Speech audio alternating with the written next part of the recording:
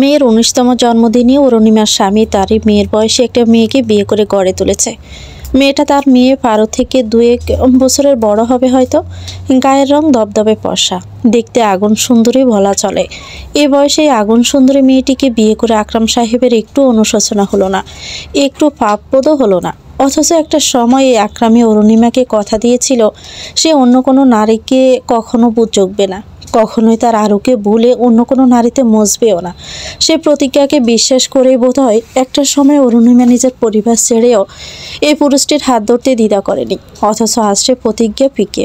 আচ্ছা, এই প্রতিজ্ঞা ভঙ্গ করার জন্য হলেও কি একটু অপরাধবোধ হওয়া উচিত ছিল না আকরাম সাহেবের? অরুণিমা দীর্ঘশ্বাস ফেলল। তার এই দীর্ঘ জীবনটা হুট করে কেমন ঘোলাটে লাগছে, কেমন যেন অর্থহীন। অরুণিমা ২ পা পাড়িয়ে মেয়ের ঘরে গেল। ছেলে প্রিয়মের কল তুলতেও সংকোচ হলো। এতক্ষণ যাবৎ প্রিয়ম বহুবার কল করেছে তাকে, কল তোলেনি সে। কোথাও একটা চাপা গ্লানি কাজ করছে। হয়তো ছেলে মেয়েদের একটা সুন্দর পরিবার দিতে না পারার, হয়তো একটা আদর্শ বাবা দিতে না পারার, সর্বশেষে হয়তো নিজের স্বামীর মনের মতো স্ত্রী হতে না পারায়।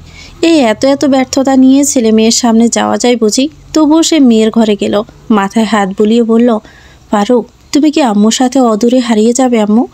পারু আকস্মিক বিস্ময় নিয়ে চাইল। আম্মু চলে যাবে? তাকে একা চলে যাবে? এমন ভাবনা মাথায় আসতে বয়ে শঙ্কিত হলো সে। এখনও বাবার দেওয়া ধাক্কা সামলে উঠতে পারেনি মেয়েটা। ফের মায়ের সিদ্ধান্ত শুনে আরও বিধ্বস্ত দেখালো যেন তাকে। চটপট করে বলল, আমিও তোমার সাথেই যাব আম্মু, তোমায় ছাড়া থাকবো কি করে? অরুণিমা হাসল। নির্বিশেষ মেয়ের দিকে চেয়ে কি যেন ভাবল। তার পরপরে চুমু দিল মেয়ের কপালে। বড্ড আদর নিয়ে বলল, কিন্তু আমার সাথে যে তুমি যেতে পারবে না পারো। আমি বোকার মতোই প্রশ্নটা করেছি কেন নিজেও জানি না।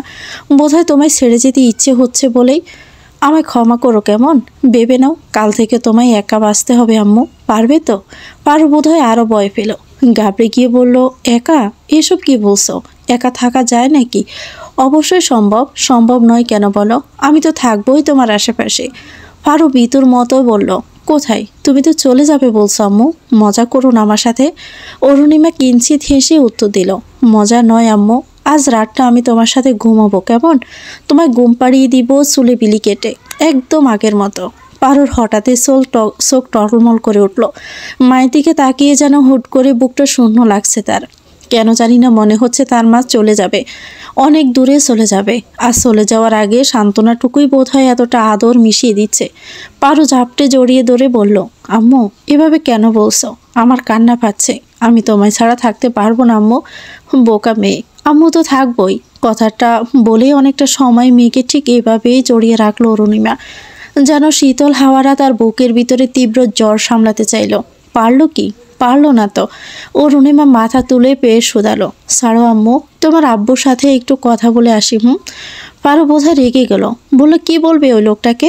কথা বলবো দরকারি, তুমি থাকো, আমি একটু আসছি। কথাটা বলে অরুণিমা পা বাড়ালো আকরাম সাহেবের ঘরের দিকে। আকরাম সাহেবের ঘর বলছে, কারণ এই ঘরটা তার নয়। এই ঘরে এখন অন্য নারীর বাস। একদিন আগেও যে ঘরে কেবল অরুণিমার বিচরণ ছিল, আজ সে ঘর অরুণিমার নয়, অন্য একটা মেয়ের, যে মেয়েকে তারই স্বামী পছন্দ করে বিয়ে করে এনেছে। অরুণিমা দীর্ঘশ্বাস ফেলল। ঘরের দরজায় এসে চাইল আকরামের দিকে। চেয়ারে বসে কিছু করছে। কি সুদর্শন এই পুরুষটি! লম্বা চওড়া শরীর, উজ্জ্বল ফর্সা গায়ের রং, হালকা দাড়ি, ঘন চুল, সাথে চোখের চশমা দারুণ। বয়স 43 হলেও নিয়মিত শরীর চর্চা, শরীরের যত্ন নেওয়ার ফলে বোধহয় এখন এই পুরুষটিকে দেখতে একদম 30 বছরের যুবকই লাগে। কি সুদর্শন! বোধহয় এই সৌন্দর্যের কারণেই আকরামের প্রেমে পড়েছে শত শত নারী। আকরাম ভার্সিটিতে পড়ায় লোকমুখে শুনেছে আকরাম এখনও ভার্সিটির হাজারো ছাত্রীর স্বপ্নের পুরুষ। অথচ এই আকরামেরই একটি 19 বছর বয়সী মেয়ে আছে, কে বলবে? আরও হাসলো। আকরামের দ্বিতীয় স্ত্রী নামক 21 বছর বয়সী মেয়েটিও আকরামের ভার্সিটিরই ছাত্রী। এই 2 বছর যাবৎ আকরামকে নিয়মিত চিঠি দিয়েছে মেয়েটি, অসংখ্য চিঠি। আরও অনেকবার অনেকদিন আকরামের পকেট হাতড়ে ছোটোখাটো চিরকুট চিঠি পেয়েছে।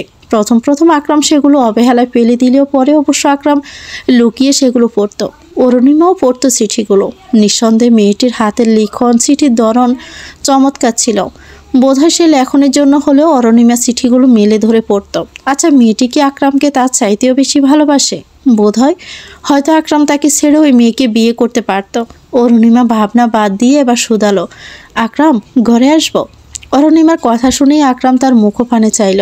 তারপর কি হলো কি জানি, আকরামের যেন হৃদয় শূন্য লাগলো। তার আরুর কি ভীষণ মন খারাপ, কান্না পাচ্ছে, অথচ বাহিরটা এত স্বাভাবিক কেন? যে নারী তার শখের পুরুষের একটু ভাগও কাউকে দিতে রাজি ছিল না, সে নারী আজ তার স্বামীর পুরোটাই অন্য কারো জেনেও এতটা স্বাভাবিক। এই আরুকে তো সে চিনত না, সত্যিই চিনত না। আকরামের এতটা সময় শান্ত থাকতে পারলো আর বোধহয় পারলো না। বুকের ভিতর বয়ে গেল চরম অস্থিরতা, অপরাধ বোধ আর গ্লানি। পুরনো আরুকে পাথর বানিয়ে দেওয়ার জন্য তীব্র অনুশোচনা। তবু বহু কষ্টে সামনে নিলে গলা খাকড়ি দিয়ে বলল, অনুমতি কেন নিচ্ছ, এসো ভিতরে। অরুণিমা হাসল, মৃদু হাসলেও আকরাম হয়তো জানেই না সে হাসিটাই কতটা তাচ্ছিল্য মেশানো ছিল, কতটা ঘৃণা, কতটা অবজ্ঞা। অরুণিমা দুয়েক পা বাড়িয়ে চারদিকে চোখ বোলালো, বলল, তোমার দ্বিতীয় স্ত্রী কোথায় আকরাম? দেখছি না যে। কত সহজ প্রশ্ন, অথচ আকরামের মনে হলো এই সহজ প্রশ্নের আড়ালেই শত ঘৃণা লুকানো। এটা অবশ্য স্বাভাবিক, আকরাম যা করেছে তার বিনিময়ে এটা প্রাপ্য। কিন্তু তবুও এই ঘৃণা আকরামের পছন্দ হলো না। পছন্দ হলো না এই দৃষ্টিও। সে চেয়েছিল জীবনের শেষ অবধি অরুণিমা কেবল তাকেই ভালোবাসুক। সে চেয়েছিল সেও জীবনের শেষ অবধি তার আরুকেই ভালোবাসবে। অথচ কি যে হয়ে গেল, 21 বছর বয়সী রাহি একদম নতুন করে তার মনটাকে প্রণয়ের রঙে রাঙিয়ে দিল। দীর্ঘ 2 বছর তার পিছু পিছু ঘুরে কি এমন জাদু করলো যে শেষে 6 মাস আকরাম রাহিকে ছাড়া আর কিছুই বুঝলো না। যেন রাহি একদিন কথা না বললেই সে দম বন্ধ হয়ে মারা যাবে। সে কি অস্থিরতা! অবশেষে সব বলেই 43 বছর বয়সে এসেও সে নতুনভাবে প্রেমে পড়ল, তবে অন্য একটি মেয়ের, যে প্রেম তার আগের প্রেমটিকে এক মুহূর্তে ফিকে করে দিল। আকরাম অসহায় নজরে চাইল। সে আসলে চায়নি অরুণিমা কষ্ট পাক, আবার এটাও চায়নি রাহি তাকে ছেড়ে চলে যাক। সে আসলে কী চেয়েছিল বোধহয় নিজে বুঝতে পারল না। শুধু নীরব দৃষ্টিতে কিছুক্ষণ চেয়ে থাকলো অরুণিমার দিকে। অরুণিমার চোখে মুখে বয়সের ছাপ পড়েছে অল্প, তবু আকরামের কাছে এই নারীটিকে অসুন্দর বলে বোধ হলো না। কিভাবে বা অসুন্দর বলে মনে হবে? যে নারীটির জন্য একটা সময় সে পাগল ছিল, নারীটিকে পাওয়ার জন্য একটা সময় সে দিনরাত 24 ঘন্টা পিছু পড়েছিল বেহায়ার মতো, যে নারীটিকে ভালোবেসে যুবক বয়সের শত পাগলামি করেছিল, যে নারীটিকে এক নজর দেখার জন্য সকাল সকাল ঘুম ছেড়ে উঠে কোচিংয়ে দৌড়াতো, সে নারীটির চোখে অসুন্দর হতে পারে? কখনো না। কিন্তু কোথাও তো সমীকরণ বদলেছে। যেমন আগে সে অস্থিরতা, আগে সে পাগলামো, আর এখন অরুণিমার জন্য তার মনে আসে না। অরুণিমার প্রতি তার আগ্রহ কমে গেছে।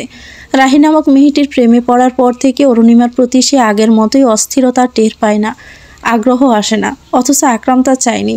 আকরাম দীর্ঘশ্বাস ফেলে বলল, আম্মার ঘরে। আম্মা ডেকে নিয়ে গেল একটু আগে। অরুণিমা এদিক ওদিক সে পের বলল, ও, বাসর ঘর সাজানোর ব্যবস্থা করনি? ঘর কেমন পানসে দেখাচ্ছে তো। আকরাম অস্ট স্বরে বলল, খোসা দিয়ে বললে নাকি আরু? খোসা কেন দিব? এই যে এই বয়সে বিয়ে করলাম, বড় একটা মেয়ে থাকার শর্তেও বিয়ে করেছি। এসবের জন্য আমায় দোষারোপ করছো মনে মনে, তাই না? হিংসে হচ্ছে না তোমার? অরুণিমা তাচ্ছিল্য নিয়ে হাসল। যাক, আকরাম তাহলে এসব নিয়ে একটু হলেও অনুশোচনায় ভুগছে। হয়তো এসব বলতো না, না হয়। জবাবে বলল, হিংসে কেন হবে আকরাম? আমি তো সব সময় তোমার ভালোই চাইছি, আজও চাইছি। পরিবারের অমতেই 19 বছর বয়সে তোমার হাত ধরে পালিয়ে এসেছিলাম। তুমি 21 বছর বয়সী বেকার যুবক তখন ছিলে, মনে আছে আকরাম? আমি কিন্তু এখনও তোমায় আঁকড়েই আছি। কেন জানো? তোমায় ভালোবাসি, তোমার ভালো চাই বলে। তুমি ভালো না বাসলেও আমি সব সময় বাসবো। সেই জায়গায় তোমায় হিংসা করার সাহস আমার নেই আকরাম। শেষ কয়েক মাসে আমি বুঝে গিয়েছিলাম আমার প্রতি তোমার অনুভূতি মরে গেছে, আগ্রহ হারিয়ে গেছে। তবু আমি কিছু জানাইনি, অভিযোগ করিনি। তুমি এখনও তরতাজা সে যুবক পুরুষটি আছো আকরাম। বয়স 43 হলেও 30 বছর বয়সী যুবকই লাগে তোমাকে। এখনও হাজারটা মেয়ের ভালো লাগার পুরুষ তুমি। উল্টো দিকে আমার চেহারায় বয়সের ছাপ পড়েছে, এখন আর রূপ নেই, সৌন্দর্য নেই। কাজে আমার প্রতি আগ্রহ কমে আসাটা স্বাভাবিক। আমাকে বিয়ে করেছো বলেই যে তোমায় আমি বেঁধে রাখবো আজীবন, এমন নয়। তোমারও তো ভালো থাকার অধিকার আছে, তাই না? সবগুলো কথাই আকরাম মনোযোগ দিয়েই শুনল, অথচ উত্তর শুনে যেন সন্তুষ্ট হতে পারল না।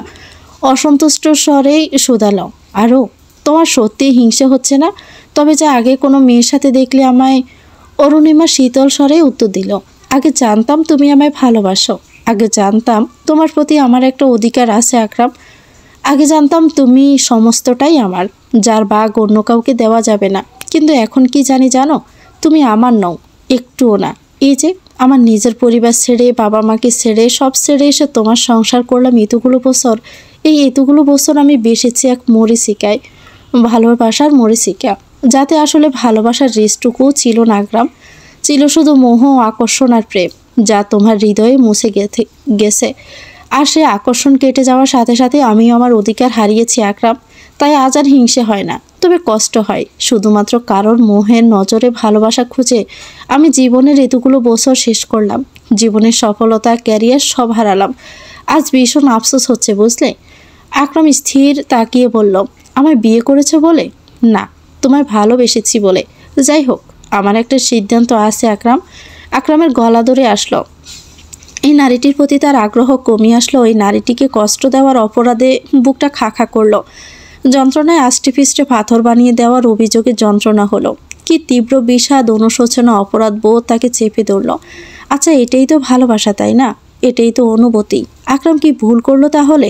নতুন প্রেমে গা বাসাতে গিয়ে নিজে ভালোবাসার সংজ্ঞাটাই ভুলে গেল। কই, রাহিকে কষ্ট দিলে তো তার এতটা অনুশোচনা হয় না, কষ্ট হয় না। আকরাম ধরা গলায় বলল, কি সিদ্ধান্ত? অরুণিমা কিছুক্ষণ চুপ থেকে বলল, পারো ছোট থেকে কোনোদিন নানা বাড়ি দেখেনি, তবে আমি চাইছি সে এবার থেকে তার নানা বাড়িতেই বেড়ে উঠুক। এ বাড়িটা তার জন্য উপযুক্ত মনে করছি না আকরাম। কি কঠিন সিদ্ধান্ত। আকরাম বিস্ময় নিয়ে বলল, পারো, ওকে তুমি নিয়ে চলে যাবে? আরও অসম্ভব, আমি ওকে অনেকটা ভালোবাসি। অরুণিমা হেসে বলল, সে এখানে থাকুক, আমি চাই না। আমি চাই সে একা বেড়ে উঠুক। পাথরের মতো মন হোক তার, যে মনে কখনো ভালোবাসা জন্মাবে না, কোনো পুরুষের প্রতি অনুভূতি জন্মাবে না। আমি চাই সে জীবনে কোনো দিনও না ঠকুক আকরাম। আমি তো বাবা হিসেবে কোনো কমতি রাখিনি আরও। তবে আকরামকে থামিয়ে দিয়ে ফের বলল অরুণিমা, আমিও তো কোনো অভিযোগ করিনি আকরাম, তবে আমি যা সিদ্ধান্ত নিয়েছি তাতে বাধা দিও না। আকরাম সাহেব এবারে অসহায় দৃষ্টিতে চাইলেন। অরুণিমা এতটা কঠিনভাবে কথা কবে থেকে বলছে তা জানা নেই। তার আরুকে এতটা কঠিন রূপে কোনোদিনও সে আবিষ্কারই করেনি। আকরাম সাহেব বিস্ময় নিয়ে বারবার চাইলেন অরুণিমার দিকে। এই অরুণিমাকে বোধহয় উনি চিনেনই না। এই অরুণিমাকে বোধহয় তিনি এক বিন্দুও জানেন না। এই অরুণিমা নতুন, একদমই নতুন কোনো একটা মানুষ। আকরাম সাহেবের সে ভাবনার মাঝে অরুণিমা হেসে বেরিয়ে গেল। আর সেদিক পানে সে নীরবে তাকিয়ে থাকলো আকরাম সাহেব। কি যে শূন্য লাগছে তার, কেন লাগছে? আজ তো খুশি হওয়ার কথা তার। রাহির মতো আগুন সুন্দরী মেয়ে তার বউ হয়েছে। তার জীবনের দ্বিতীয় সুন্দরী প্রেমিকাটি তার বউ রূপে তার বুকে ধরা দেবে। এটা কি খুশি হওয়ার জন্য যথেষ্ট নয়? ৪৩ বছর বয়সী আকরাম সাহেব এবং তার নববিবাহিতা বধূর জন্য ফুলশয্যার খাটটা ফুলে ফুলে সজ্জিত করতে অরুণিমা নিজের ছেলের বয়সী দুজন ছেলেকে ডেকেছে। ছেলে দুটোর হাতের খাঁচাটায় বাহারি রকমের ফুল। তার মাঝে সবচেয়ে বেশি চোখে পড়ল লাল গোলাপি। অরুণিমা হাসল। মনে পড়ল ঠিক ২২ বছর আগে তার জীবনে এই দিনটির কথা। ২১ বছর বয়সের চিপচিপে সে আকরাম আর তার বন্ধুরা অল্প কয়েকটা গোলাপ দিয়ে ঘর সাজিয়েছিল। সাধারণ সাজানো সে ঘরটা ততটা সুন্দর না হলেও তাদের দুইজনের মনে বোধ হয় অসম্ভব সুন্দর লেগেছিল। আকরাম সে রাতটা পুরোটা সময়ই গল্প করে কাটালো।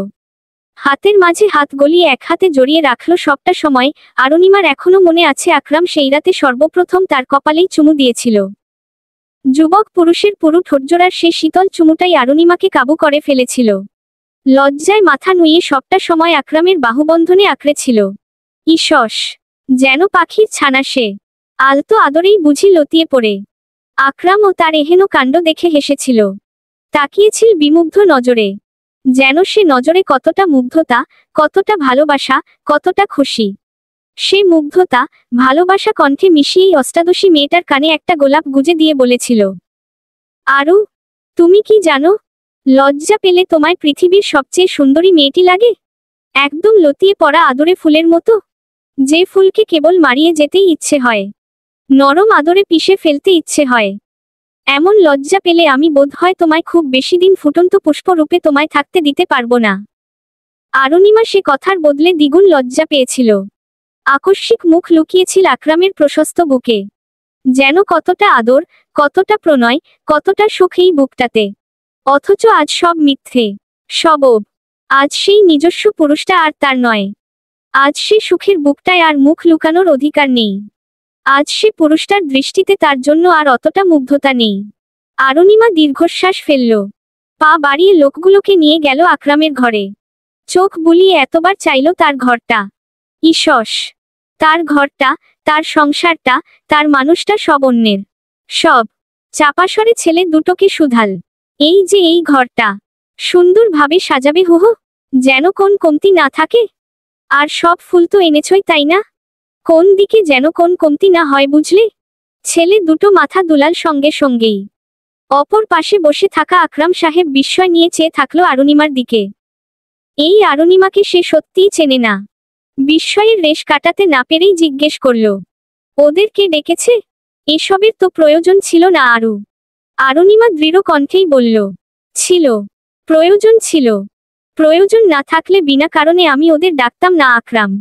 আকরাম সাহেব বোধহয় এবারে উত্তর খুঁজে পেলেন না। কি বলবে বুঝেও উঠলেন না, তাই তো নিশ্চুপ থাকলেন।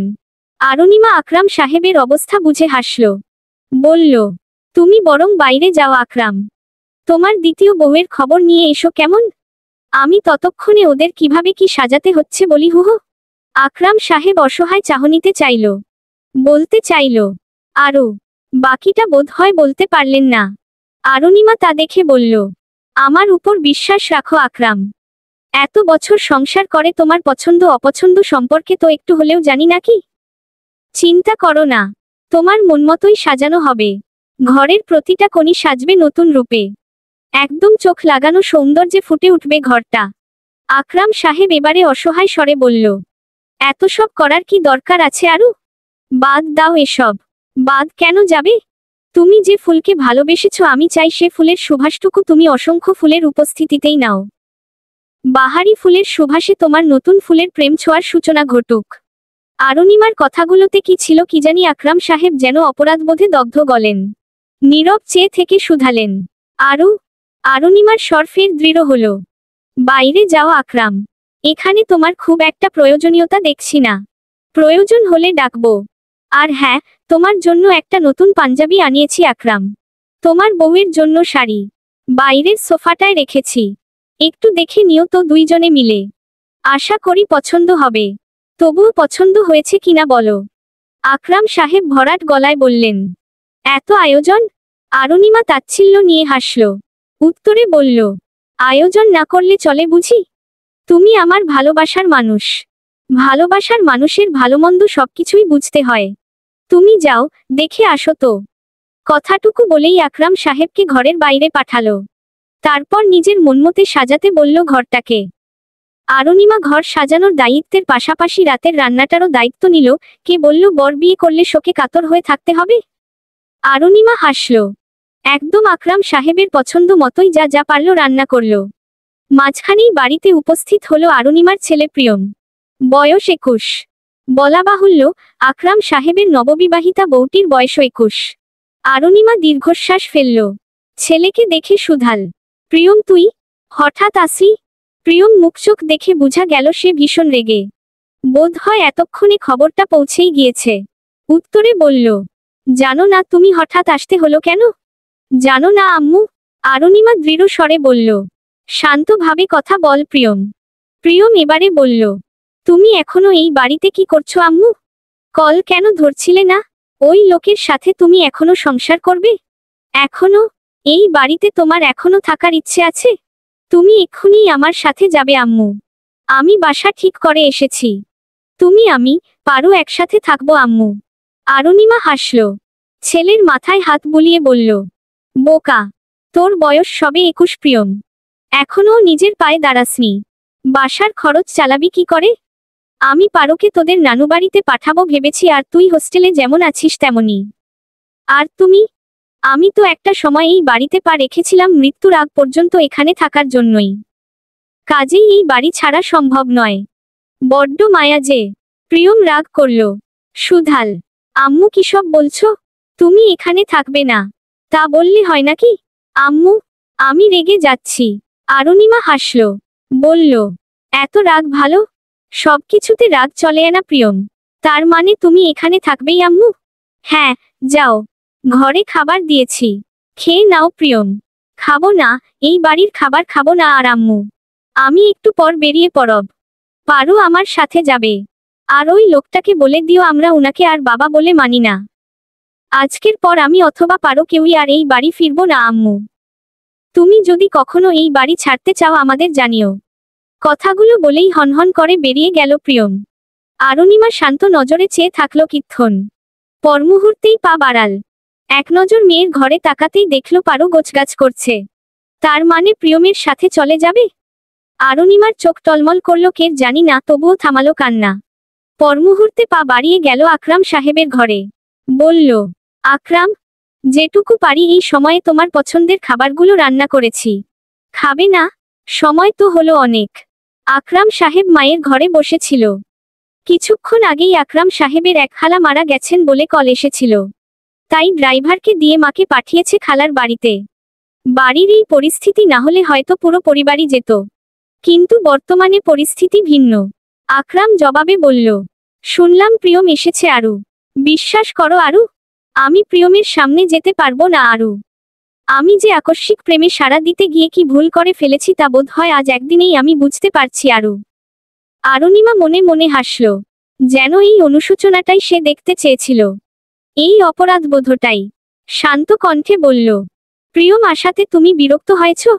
চিন্তা করো না, কাল থেকে ওরা কেউই আর তোমার সম্মুখীন হবে আকরাম। আকরাম সাহেব বিস্ময় নিয়ে বললেন, কেন? আমি ওদের তোমার সম্মুখীন হতে বারণ করে দিব না হয়?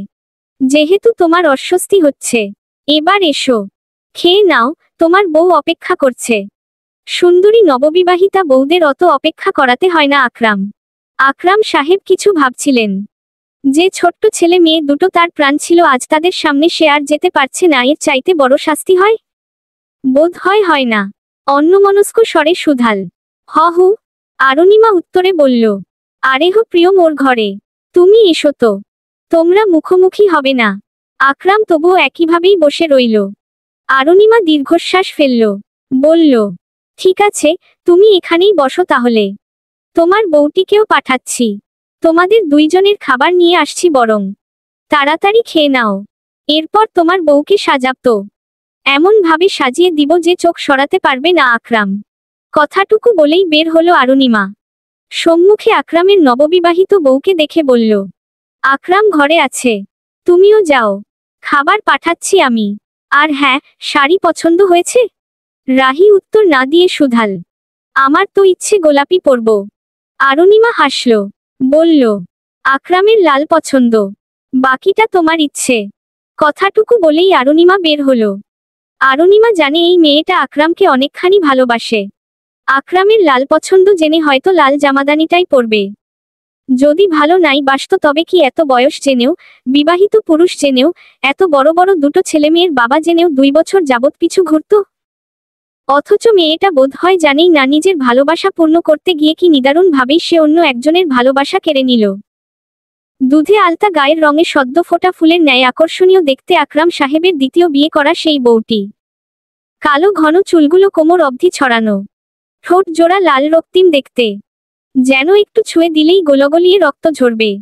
মুহূর্তের জন্য বোধ হয় সেই আকর্ষণীয় ঠোঁটজোড়া আকরামকে টানল। ও এতটা রূপ তো একটা সময় তার আরও ছিল।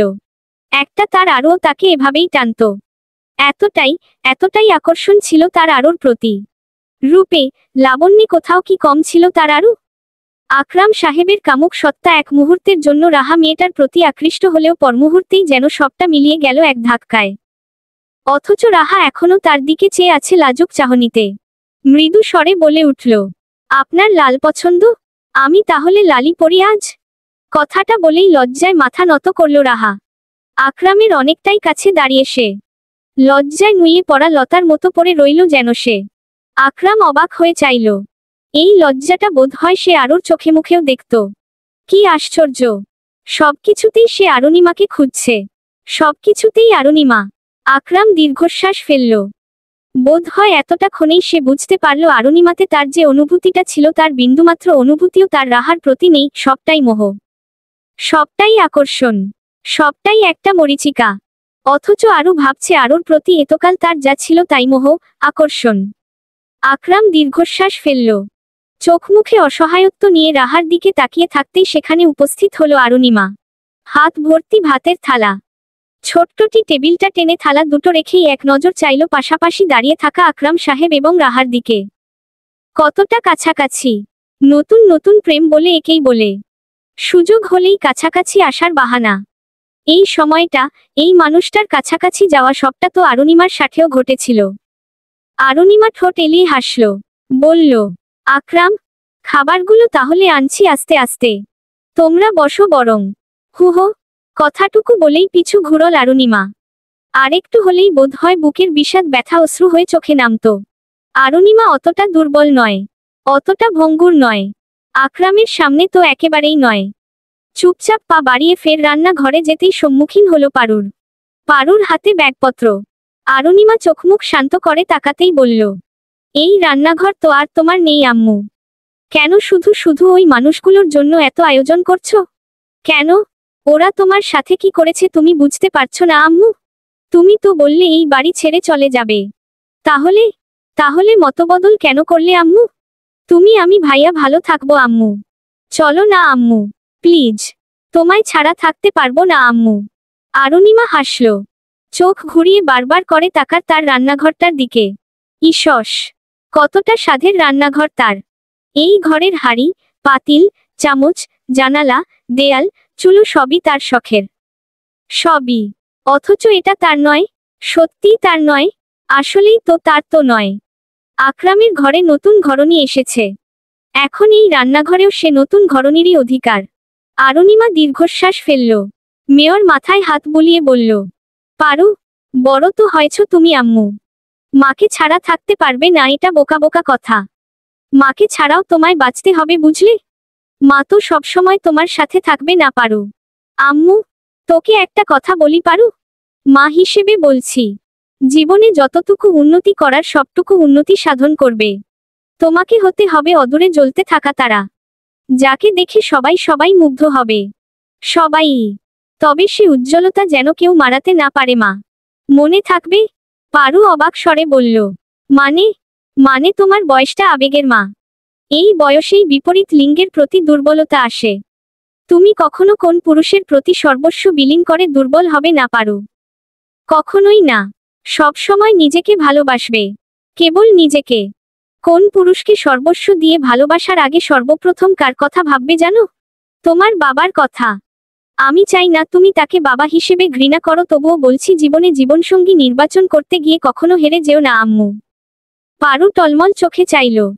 মা এতটা দৃঢ়তোক দেখালেও আসলে যে ভেতরে ভেতরে কতটা ভেঙে গিয়েছে তা বুঝার জন্য বোধহয় এই কথাগুলোই যথেষ্ট। পারু মুহূর্তেই জড়িয়ে ধরল মাকে। অস্ফুট স্বরে বলল, কখনো না। কখনো আমি কোন পুরুষের প্রেমে পড়ব না আম্মু। তোমার কথা আমি রাখব। অরুণিমা হাসল। মেয়ের মাথায় হাত বুলিয়ে বলল, প্রেমে পড়তে বারণ করিনি পারু। তবে অতটা দুর্বল নিজেকে বানাবে যতটা দুর্বল হলে তাকে হারালে তুমি আর তোমার অস্তিত্বই খুঁজে পাবে না। বুঝলে? পারু সেভাবেই জড়িয়ে রাখল। পরমুহূর্তেই কি হলো কি জানি এক দৌড়ে চলে গেল নিজের ঘরে। অরুণিমা শুধু চেয়ে থাকল। তার মেয়েটা আজ অনেকটা কেঁদেছে। যে মেয়েকে তারা পুতুলের মতো আদরে আদরে বড় করেছে সে মেয়েটা আজ কতটা কাঁদল। অথচ অরুণিমা একবারও বাধা দিল না। আকরাম একবার চেয়ে আসল না। পারু কি জানতো তার জীবনের এতটা আদর এক মুহূর্তেই সমুদ্র সমান বিষাদে পরিণত হবে? জানতো না তো। অরুণিমা দীর্ঘশ্বাস ফেলে তরকারির পাত্রগুলো নিয়ে ছুটল আকরামের মায়ের ঘরে। আকরামের ঘরটা ফুলে ফুলে সজ্জিত করা আছে। ফুলের সুবাসে মৌ মৌ করছে। ঘরটা আটকে রেখেছে অরুণিমাই। একেবারে সাজগোজ করিয়েই ওই ঘরে ঢুকতে দিবে দুইজনকে। তাই তো খাওয়ার ব্যবস্থাটা আকরামের মায়ের ঘরেই করল। ধীর পায়ে খাবারগুলো সবই নিয়ে গেল মোটামুটি। তারপর চামচ হাতে দাঁড়িয়ে বলল, তোমরা আস্তে আস্তে খাও। আমি দাঁড়িয়ে বরং দেখি তোমাদের কি কি লাগে। আকরাম গাঢ় চোখে চাইল এবারে অরুণিমার দিকে। সবুজ শাড়িতে কালো পাড়। মধ্যবয়সী অরুণিমাকে এই শাড়িতে অসুন্দর লাগছে না। চুলগুলোও খোপা করা। অথচ অরুণিমাকে খোলা চুলেই দারুণ লাগে। অপূর্ব। আচ্ছা, আকরাম কি আর কোনোদিন চাইলেই অরুণিমাকে চুল ছাড়া রাখতে বলতে পারবে? পারবে না তো। গাঢ় নজরে কিচ্ছু নেই ক্লান্ত রমণীটির দিকে চেয়ে থেকেই আকরামের দুঃখ হল। এই স্নিগ্ধ রমণীটিকে হারানোর দুঃখ। অরুণিমা বলল না, আকরামের উপর অরুণিমার আর অধিকার নেই। অথচ এই মুহূর্তে দাঁড়িয়ে আকরামের মনে হলো অরুণিমার উপরই তার আর কোন অধিকার নেই। অরুণিমা আর একটুও তার নেই। একটুও না। এই নীরব অধিকারহীনতার দুঃখ কি বুঝে অরুণিমা? বোধ হয় বুঝল না। বুঝল না আকরামের সেই দৃষ্টির ভাষাও। বরং সুধাল। আকরাম, খাচ্ছ না কেন? খাও। ঠান্ডা হয়ে যাবে তো। শীতের রাত। আকরাম শুধু গম্ভীর স্বরে উত্তর দিল, খাচ্ছি। হু খাও, আমি দাঁড়িয়ে আছি। রাহা এই পর্যায়ে মুখ খুলল। বলল, আপনি শুধু শুধু দাঁড়িয়ে থাকবেন কেন? খাবার লাগলে আমি বেড়ে দিতে পারবো উনাকে। আপনার দাঁড়িয়ে থাকার প্রয়োজন নেই। ইসস, প্রিয় মানুষকে খাবার বেড়ে খাওয়ানোর অধিকারও বুঝি চলে গেল অরুণিমার? এই অধিকারটুকু কি কেবলই রাহা মেয়েটার? অরুণিমা বুঝল রাহা তার উপস্থিতি পছন্দ করছে না। স্বামী স্ত্রীর একান্তে সময়ে বোধ হয় রাহা অরুণিমাকে তৃতীয় ব্যক্তি হিসেবেই ভাবছে। অরুণিমা হাসল, মৃদু স্বরে বলল, ঠিক আছে, চলে যাচ্ছি তাহলে। কথাটুকু বলেই ধীর পায়ে পা বাড়াল। দুপা বাড়াতেই পিছু থেকে ভেসে আসল রাহার কাশির শব্দ। অরুণিমা পিছু ঘুরে চাইল মুহূর্তেই। আকরাম হাতে গ্লাসের পানি নিয়ে রাহার মাথায় হাত বুলাচ্ছে। ইসস, কি আদরের দৃশ্য! প্রিয়তমা নারীর মাথায় হাত বুলিয়ে জল খাইয়ে দিচ্ছে তারই প্রিয়তম পুরুষ। অথচ অরুণিমা তা সহ্য করতে পারল না। কান্নায় চোখ ভরে আসল।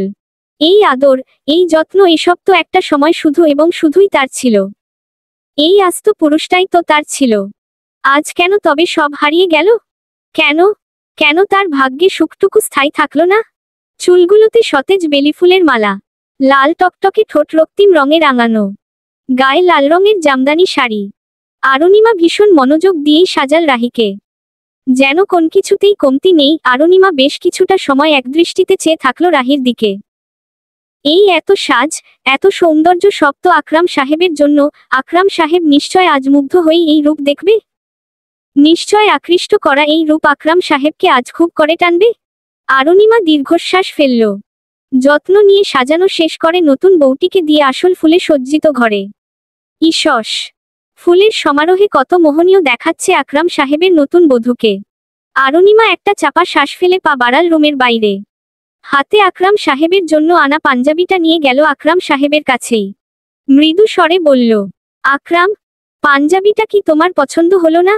আকরাম সাহেব ঘন দৃষ্টিকে পিছু ফিরে চাইলেন। গম্ভীর স্বরে শুধালেন, পছন্দ হয়েছে? তাহলে তৈরি হয়ে নাও আকরাম। তোমার বউ অপেক্ষা করছে ঘরে।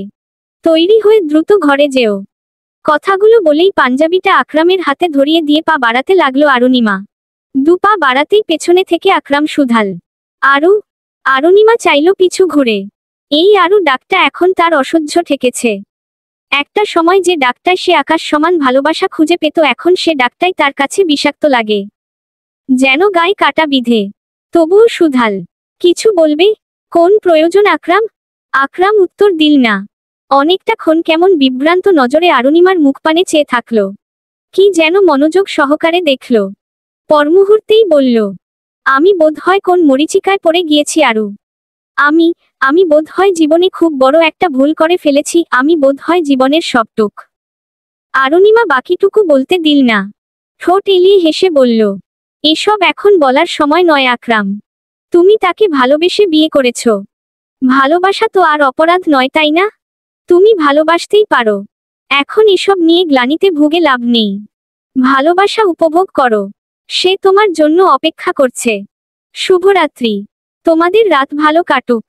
কথাটুকু বলেই অরুণিমা বের হয়ে আসল। আকরাম শূন্য দৃষ্টিতে চেয়ে থাকলো উপরের দেয়ালে। সে কি জীবনের অর্থ হারিয়ে ফেলল? ভালোবাসার সংজ্ঞা ভুলে বসল? সে কি আর কখনো সুখী হতে পারবে? না, বরং সারাটা জীবন তাকে বাঁচতে হবে একটা গ্লানি নিয়ে, তীব্র অপরাধবোধ নিয়ে, অনুশোচনায় দগ্ধ হয়ে।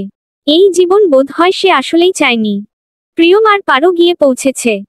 কিছুটা সময় আগেই পারো কল করে জানিয়েছে। অরুণিমা চোখ বন্ধ করে একবার ভেবে নিল নিজের ছেলে মেয়ের মুখ। কতটা আদরের, কতটা স্নেহের তার দুটো ছেলে মেয়ে। এদের ছাড়া তো তার বাঁচার কথা ছিল না। এদেরকে তো সে মা হিসেবে কখনো ছাড়ার কথা ছিল না। অরুণিমার দুঃখ হয়, কান্না পায়। বুকের ভেতর নীল বিষাদ ব্যথার সেই কি সজীবতা। এই ব্যথা যদি কেউ দেখতে পেত, শিউরে উঠত, দুঃখ করত, সান্ত্বনা দিত। অরুণিমা টলমলে চোখে আয়নায় চাইল। অনেকটা সময় স্থির তাকিয়ে থেকে তারপর চোখে কাজল পড়ল যত্ন সমেত। মাথার খোপাটা আলতো করে ছেড়ে দিল। মুহূর্তেই পায়ের একটু উপর অবধি চুলগুলো ছড়িয়ে পড়ল। অনেকটা লম্বা চুল তার। একটা সময় এই চুলগুলো আকরামের শখের ছিল, প্রিয় ছিল। আজও কি আছে? না, নেই তো। অরুণিমা স্থির শান্ত দৃষ্টিতে কিছুক্ষণ নিজের চুলের দিকে তাকিয়েই চিরুনি দিয়ে আঁচড়াতে লাগল। ইসস, কত সাধের চুল তার, অথচ আজ এই চুলগুলো তার কাছে প্রিয় প্রিয় লাগছে না। কেন? আকরাম আরেকটা বিয়ে করেছে বলে? আকরামের সাথে সে এতটাই জড়িয়ে ছিল যে নিজের শরীরকেও তার পছন্দ হচ্ছে না। অরুণিমা চমকাল।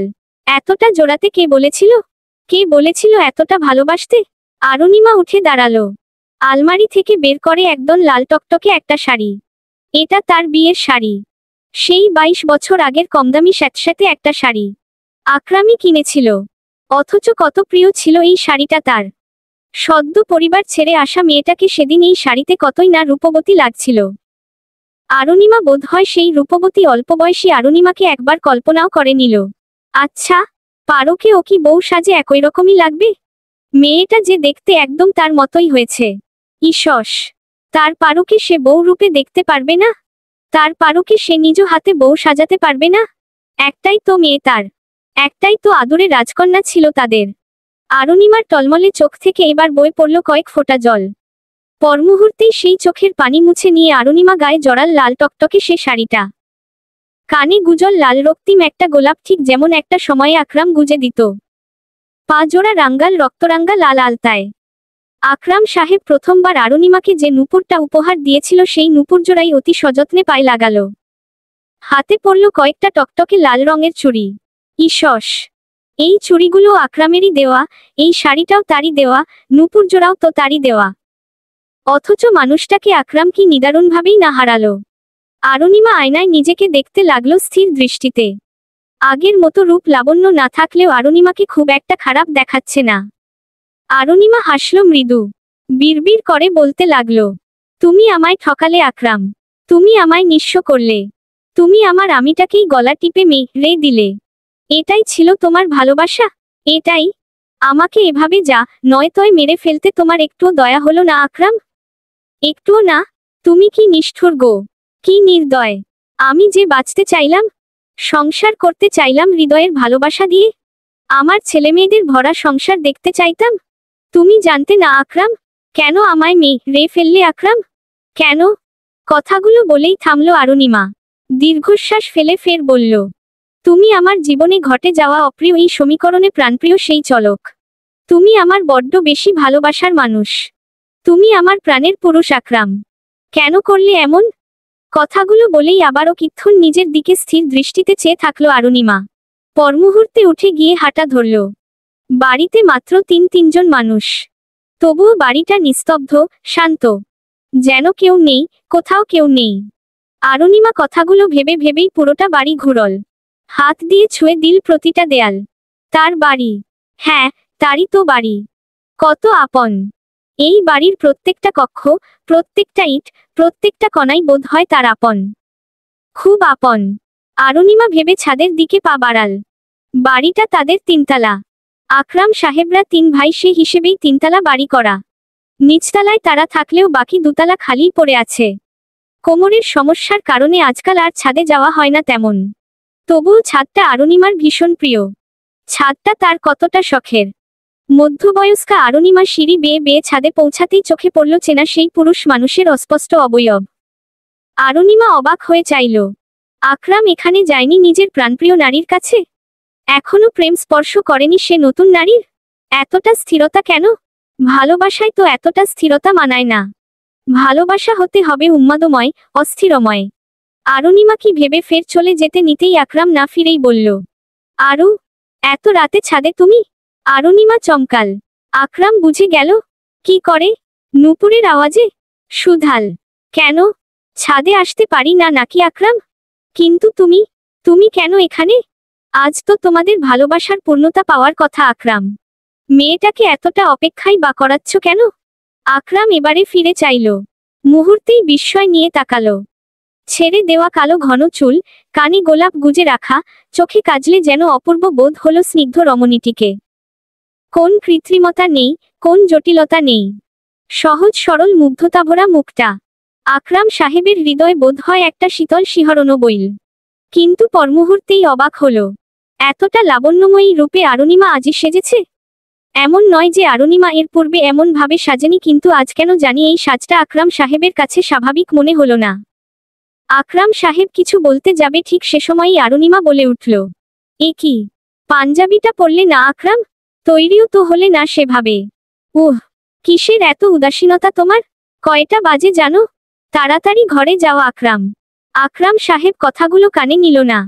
বিনিময়ে বলল, আরু, এত সেজেছ কেন? অরুণিমা তাচ্ছিল্য হেসে শুধাল, সাজার অধিকারটুকুও কি নেই নাকি আমার? তা বলিনি।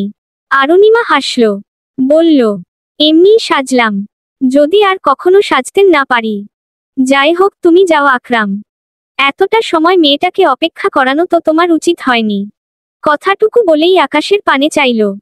আকরাম এক দৃষ্টিতে সেই রমণীর দিকে তাকিয়ে শুধাল, আরু, তোমাকে আর স্বাভাবিক আরু মনে হয় না আমার। আবার এতটা কঠিনভাবেও তোমায় দেখতে আমার ভালো লাগে না, দুঃখ হয়। আমি এখন ভাবি আমার এই পাপের ক্ষমা কি করে পাওয়া যায়? হয়তো কোনোদিনই ক্ষমা জুটবে না। আমি যা করেছি তা তো ক্ষমারই অযোগ্য, তাই না আরু? অরুণিমা হাসল ফের।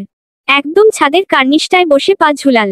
বলল, কেন শুধু শুধু নিজেকে দোষারোপ করছো আকরাম? যাও, নিজের ঘরে যাও। আমি বড্ড আয়োজন করে সাজিয়েছি যে ঘরটা। আকরাম শান্তভাবে তাকালো। অরুণিমা ছাদের কার্নিশে বসতে ভয় পেত, অথচ আজ কত সাবলীল ভাবেই বসে পা ঝুলাচ্ছে। বলল, এই যাবৎকালে আমি কখনো তোমায় ছাদের কার্নিশে উঠে বসতে দেখিনি আরু। তুমি তো ভয় পেতে। অরুণিমা তাচ্ছিল্য হেসে বলল, একটা সময় পর সমস্ত ভয় অভয়ে পরিণত হয় আকরাম। ভয় তো তোমাকে হারানোর জন্যও পেতাম, আজ পাচ্ছি। কথাগুলো বলে আবার ফের বলল, আকরাম, একটা কথা বলি? তোমায় একবার জড়িয়ে ধরি আকরাম। যদিও এই আকরাম আর আমার নেই, যদিও এই আকরামের উপর আমার আর বিন্দুমাত্র অধিকার নেই, তবুও মনের শান্তি মেটানো জরুরি। মনের শান্তি না মিটলে পৃথিবী ছাড়া যায় না। আকরাম সাহেব বিস্ময় নিয়ে চাইল। শেষের কথাটা শুনে এক মুহূর্তের জন্য অজানা ভয় তাকে গ্রাস করল। দুপা বাড়িয়ে মুহূর্তেই অস্থির কণ্ঠে বলল, তোমার মাথায় কি চলছে আরু? তুমি নিজের ক্ষতি করবে, তাই সারাটা দিন এসব পাগলামো করছো, তাই না আরু? বলো, তাই না? অরুণিমা স্থির ভাবে চাইল। এই যেন সে পুরানো আকরাম। এতটা অস্থিরতা, যেন পুরোপুরি সে আগের আকরামটাই। ঈষস অরুণিমার মায়া হলো। বলল, আমি বুঝি না, তুমি আমায় কি এখনো ভালোবাসো আকরাম? এখনো কি একটু হলেও অনুভূতি আছে আমার প্রতি? তোমার চোখজোড়ায় এই অস্থিরতা ফের কখনো তো আমি দেখতে চাইনি আকরাম। আকরাম সাহেব অরুণিমার হাত ধরল। বলল, আরু, তুমি কখনো নিজের ক্ষতি করবে না। কথা দাও, তুমি নিজের কিচ্ছুটি করবে না। এতটা ভাবো? আসলেই এতটা ভাবো নাকি আকরাম? যাই হোক, তোমার বুকে একটু মাথা রাখলাম আকরাম। তোমার হৃদস্পন্দনটা একটু শুনি আকরাম। কিছু মনে নিও না। নিজস্ব পুরুষের বুকে একটিবার মাথা রাখার জন্য অনুমতি নিতে হয়। তার হৃদস্পন্দন শোনার জন্য অনুমতি নিতে হচ্ছে। এর চাইতে বড় দুঃখ হয়? অরুণিমা কিছুটাক্ষণ স্বামীর বুকে মাথা রাখল। কান পেতে শুনল ভেতরের হৃদস্পন্দ। অনুভব করল প্রিয় পুরুষটিকে, ঠিক যেভাবে আগে তার হৃদস্পন্দ অনুভব করত। ঠিক যেভাবে আগে এই বুকটায় সুখ খুঁজত। কিন্তু সুখ পেল কি? পেল না তো, বরং বিষাক্ত ব্যথায় হৃদয় ছেয়ে গেল বিষাদ রঙে। এক মুহূর্তেই মাথা সরিয়ে আকরাম সাহেবকে শুধাল, নারী তার শখের পুরুষের পাশে অন্য কোন নারীকে পছন্দ করে না আকরাম? কখনো না। তুমি আমায় নিষেধ করলে না কেন একটিবার? তুমি তো মেয়েটার সাথে অন্যায় করলে এটা আকরাম। আমার তোমাকে ছোঁয়া উচিত হয়নি। আকরাম সাহেব গম্ভীর গলায় বলল, ঠিক যেমনটা তোমার সাথে করলাম। আরু, আমি আসলে বুঝে উঠছি না আমি কি করব। আমার সব শূন্য লাগছে আরু। আমি ভাসছি, এক ভুলের সাগরে ভাসছি। অরুণিমা বলল, তোমার এখন তার কাছে যাওয়া উচিত। আমাকে একটু ছাদে একা থাকতে দাও আকরাম। চলে যাও, এখান ছেড়ে চলে যাও আকরাম।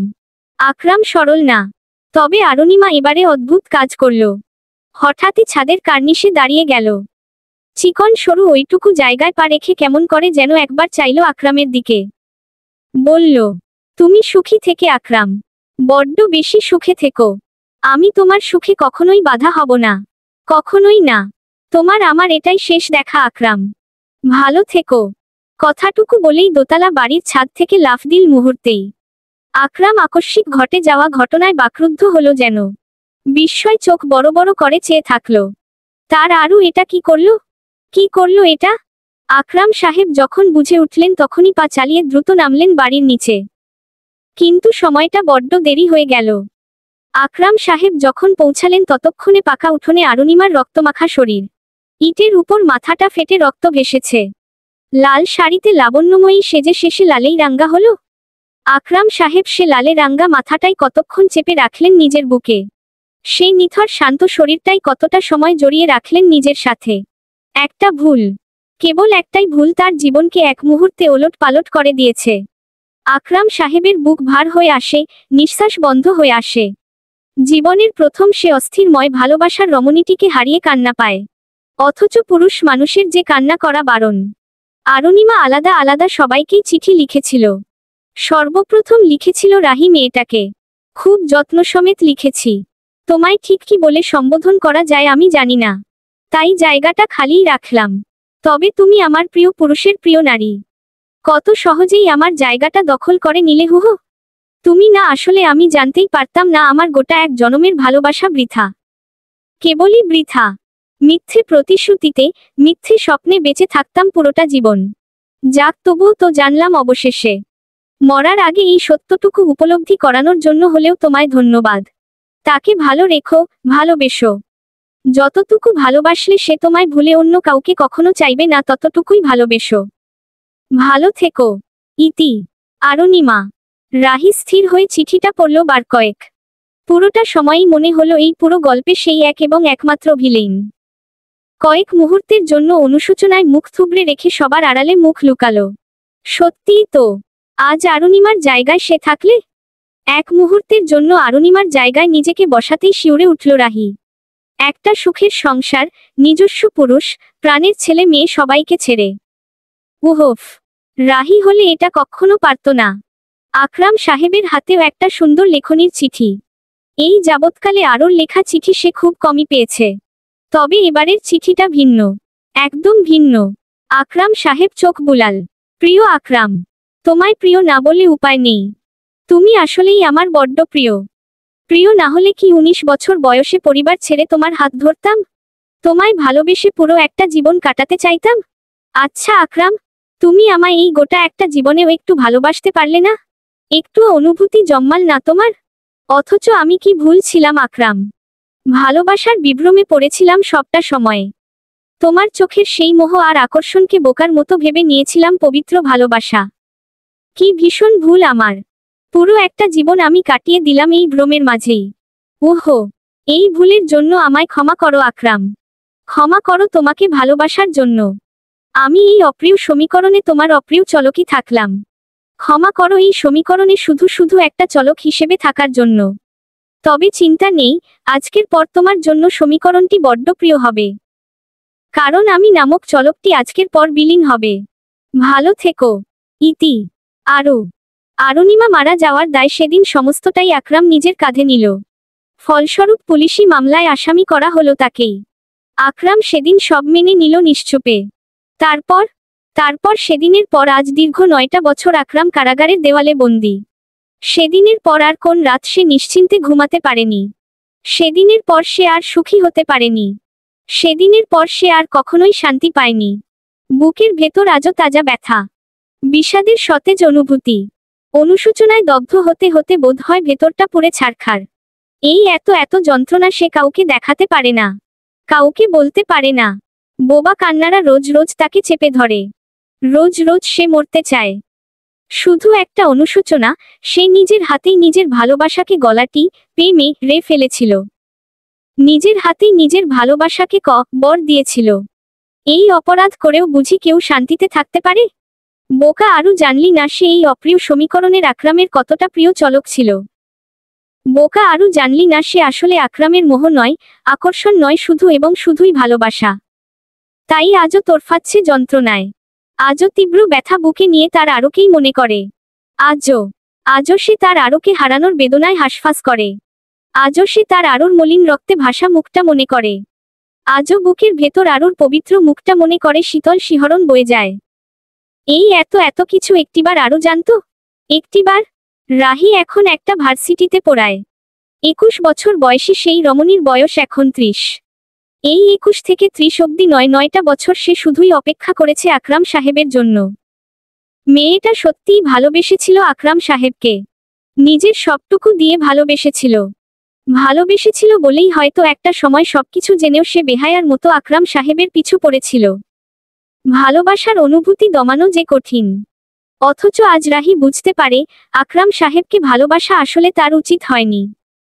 এই অরুণিমার চিঠিটা সে রোজরোজ পড়ে কেবল মনে হয় সে নিজেই অপরাধী। সে নিজেই একটা সুখের সংসার ভাঙ্গল। সে নিজেই অরুণিমাকে মেরে ফেলল। গোট একটা মানুষ খুব করে ফেলল সে। এই যন্ত্রণা তো তাকে এখনো বয়ে বেড়ায়। তবুও সে ভালোবাসাকে দমাতে পারেনি। আজও তো সে আকরাম সাহেবের অপেক্ষা করে। আজও ভাবে আকরাম সাহেবের সাথে সাধের সংসার করবে। আজও ভাবে আকরাম সাহেব এসে তাকে ভালোবেসে আগলে নিবে। এই যে রাহি কতবার আকরাম সাহেবকে নির্দোষ প্রমাণ করতে চেয়েছিল, কতবার আকরাম সাহেবকে জামিনে বের করে আনতে চেয়েছিল। কিন্তু আকরাম সাহেবের নিষেধ সে যেন এসব না করে। আকরাম সাহেব মৃত্যুর আগ পর্যন্তই নাকি কারাগারে থাকতে চান। উনার কাছে নাকি বাইরের দুনিয়া আর ভালো লাগে না। প্রথম প্রথম রাহির সাথে দুয়েকবার দেখা করলেও গত 8 বছরে রাহির সাথে আকরাম সাহেব একবারও দেখা করতে রাজি হননি। রাহি অবহেলিত, অসহায় কুকুরের মতো বারবার কারাগারে দেখা করতে চাওয়া আবেদন নিয়ে গিয়ে ফিরে এসেছে। প্রতিবার একটুখানি দেখা করলে কি ক্ষতি হয়ে যায়? এই যে বুকের ভেতর ভালোবাসার মানুষটিকে দেখার জন্য এতটা ছটফট, এতটা অস্থিরতা, তা কখনো বুঝবে আকরাম সাহেব? অরুণিমা বুঝি তাকে অভিশাপ দিয়েছিল তখন? তাই তো আজও এক অদৃশ্য যন্ত্রণায় তোরপাতে তোরপাতেই রাহি বেঁচে আছে। এই বেঁচে থাকার মানে হয় সমাপ্ত। গজকল্ড।